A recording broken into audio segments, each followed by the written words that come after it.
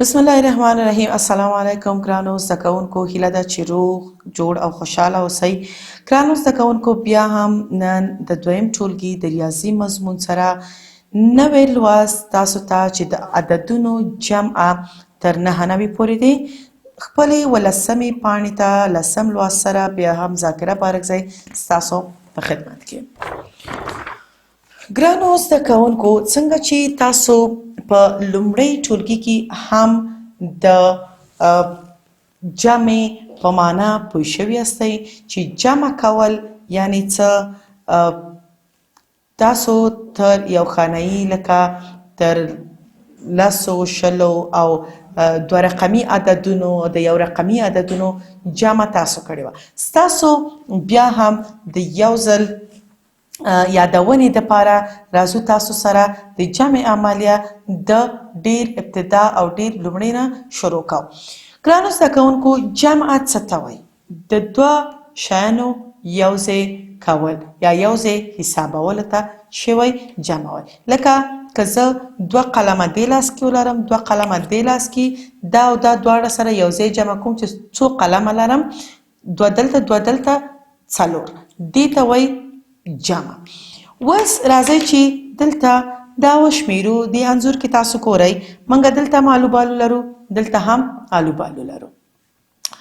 دلته که 1 2 3 4 5 6 7 آلو بالو دلته لرم. دلته څو دي؟ 1 2 3 4 5 6. ښه، آلو بالو دلته او 6 دلته. دانې دلته دا سره چې حساب کو 8 9 10 11 12 14. څو دانې آلو بالو شو؟ ټول 14. ښه، دلته وګورئ، دلته چې دي ملخان دي. څو دانې دلته لرو؟ 1 2 3 4. 4 دلته. دلته څو دي؟ 1 2 3 4 5 6. 6 هم دلته. 4 دلته او 5 6 8 9 10. 10 دانې دلته. ښه، اوس راځو کدوانو ته. کدوان شمیرو چې څو دانې دی خوا دي، څو دلته، او ټول په مجموع کې څو دانې کیږي. 1 2 3 4 5 6 8. 8 دانې دلته. 1 2 3 4 5 6 8 9. 9 دانې دلته. ښه، 8 موږ دلته لرل. پس له 8 نه حساب کوو چې دلته څو کیږي؟ 9 10 11 12 13 14 15 16 17. ښه، اوس راځئ چې دلته وشمیرو چې دلته څه دي؟ ده ګونګټې. 1 2 3 4 5 6. ټول څو دانې شو؟ 6 دانې ګونګټې شوې. جمع کول څه ته وایي؟ همدغه د 2 شیانو یو ځای شمیرلو ته جمع وایي. دلته تاسو ګورئ په دې انځور کې چې څه دي؟ وړې وړې نښې دي. راځئ چې دا نښې وشمیرو. لکه څنګه چې تاسو دلته ګورئ چې څه دي؟ په دې مثال کې یو نښه دلته ده، 2 دلته دي، او څو دانې شوي؟ ټول 3 دانې. اوس راځئ چې دا وګورو. 1 2 3 4 5 6 7. 4 دې خوا، 3 دې خوا، څو شو؟ 7 دانې. آفرین. ښه، دلته 1 دې خوا، 1 هم دې خوا، چې څو دانې شو؟ 2 دانې. 1 2. اوس راځو دلته خپل دې برخې ته چې دا ګورو چې څه رقم دی. ښه، څو دانې دي دلته؟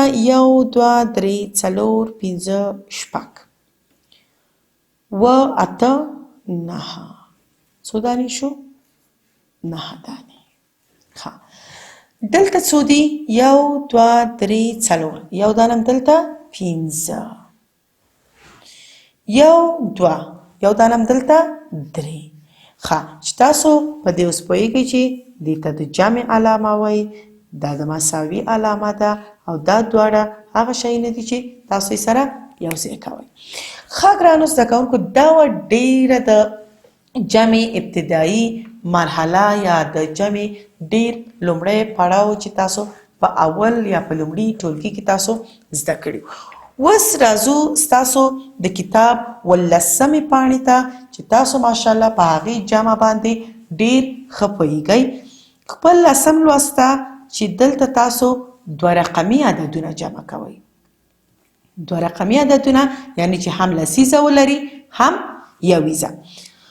هدف د دې زده کړې څه دی چې تاسو د دوه رقمي عددونه یو بل سره څه کړئ جمع کړئ او له دوه رقمي عددونو څخه دوه رقمي عددونه هم تفریق کړئ شئ. تفریق به موږ په بله مرحله کې ویو. اوس تاسو سره څه کار کوو د جمع عملیه. راځئ چې دې مثال ته وګورو. دلته لیکل شوي چې 12 چغکې په یوې ونې کې ناستې وي. 40 چغکې نورې له هغوی سره یوځای شوي. په ونه کې ټولې څو چغکې دي د 40 زیاتولو په 12 باندې داسې لیکل کیږي. ښه 12 دلته لیکئ 12 دانې وي. 40 نورې هم وي هغه د دې لاندې په دې شکل باندې لیکئ چې دا څو شو 2 او 4.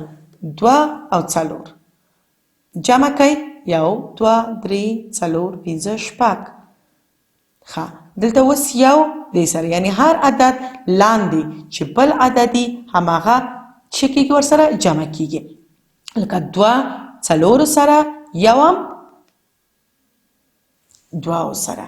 ښه یو دلته او 2 دلته څو دي 3 چې دا څو شوي 14 چغکې شوي.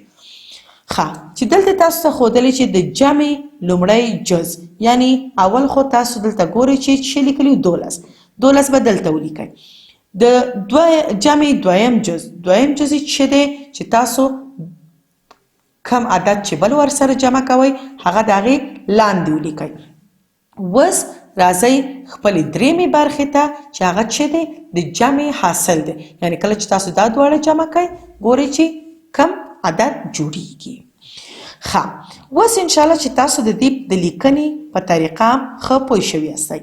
راځئ خپل د اول مثال ته لاړ شو.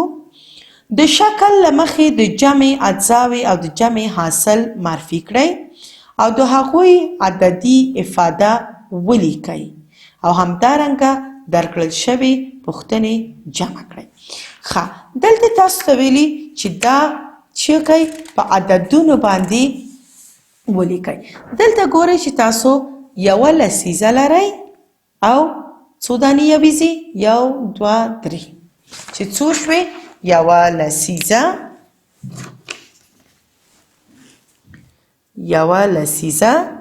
څو دانې یویزې 3 دانې 1 2 3 وګورئ. ښه جمعه. اوس دلته څو دانې لسیزې لرو؟ یوه دانه لسیزه. یویزه لرو؟ نه یوازې څه لرو؟ لسیزه. ښه اوس دا څو دانې کیږي؟ راځئ چې دلته وګورو. 3 چې 0 سره جمع کو یعنی 3 قلمه موږ لرو نور هیڅ نه لرو. همدا 3 باید چې خپله ولیکو. دلته څه دی 1 2 صحیح 1 2 یو چې یو سره جمع شي څو جوړیږي 2.